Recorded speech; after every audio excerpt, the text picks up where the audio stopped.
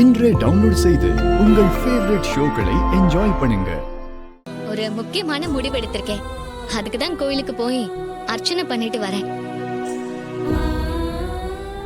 அப்படி என்ன முக்கியமான வேண்டுதல்? என்ன மேல படிக்கணும்னு நினைக்கிறியா? இல்லம்மா, எனக்கான மாப்பிள்ளைய நானே தேர்ந்தெடுத்துட்டேன்.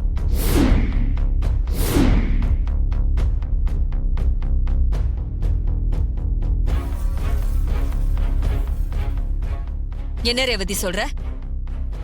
கல்யாண மாப்பிளைய நீயே தேர்ந்தெடுத்துக்கிட்டியா? யார் அது?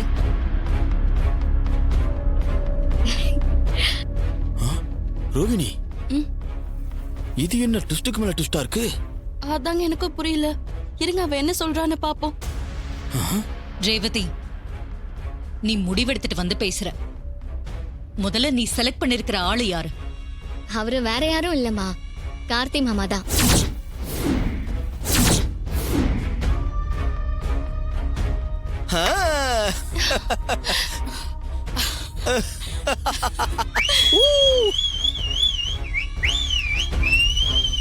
மாப்பிள்ள, என்ன இது? இல்ல, அது சும்மா ஒரு ஆர்வத்துல. ரேவதி, நீ நம்ம குடும்பத்தோட பரம்பரை பகையாளிய கல்யாணம் பண்ணிக்கணும்னு சொல்ற. இது உனக்கு சொல்ல உனக்கு எப்படி மனசு வந்தது?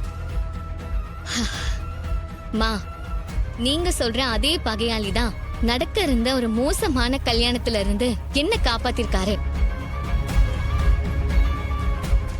இதோ இங்க சித்தி இருக்காங்களே, அவங்களோட ஹஸ்பண்ட் தான் நம்மளோட அப்பாவை ஆளை வச்சு கொலை பண்ண பாத்திருக்காங்க. அதுக்காக சித்தியை நீங்க பகையாள்னு சொல்வீங்களா?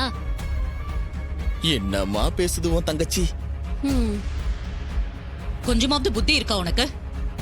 எதை வச்சு பேசிக்கிட்டு இருக்க? நான் சொன்னதும் உன் சித்தி அந்த சிவனாண்டிய சுட்டா, அது தெரியும்ல? அம்மா, எனக்கு கார்த்தி மாமாவை பிடிச்சிருக்கு. இது வரைக்கும் நான் உங்க பேச்ச மீறி ஏதாவது பண்ணிருக்கேனா? இல்லல்ல. நீங்க பிக்ஸ் பண்ண மாப்பிள்ளைய தான் நான் கல்யாணம் பண்ண ஒத்துக்கிட்டு மணமேடை வரைக்கும் போய் உட்கார்ந்த. ஆனா அவன் ஃப்ராட்னு தெரிஞ்சதுக்கு அப்புறம் நீங்களே எவ்வளவு கில்ட்டியா ஃபீல் பண்ணீங்க. அன்னைக்கு நான் உங்களுக்கு ஒரு சான்ஸ் கொடுத்த மாதிரி இப்போ நீங்க எனக்கு ஒரு சான்ஸ் கொடுங்கம்மா, ப்ளீஸ்மா. கார்த்தி மாமாவை மேரேஜ் பண்ணிக்கிறதுல என்னமா தப்பு இருக்கு? அவரை நான் லவ் பண்றேம்மா, எனக்கு அவருதான் வேணும்.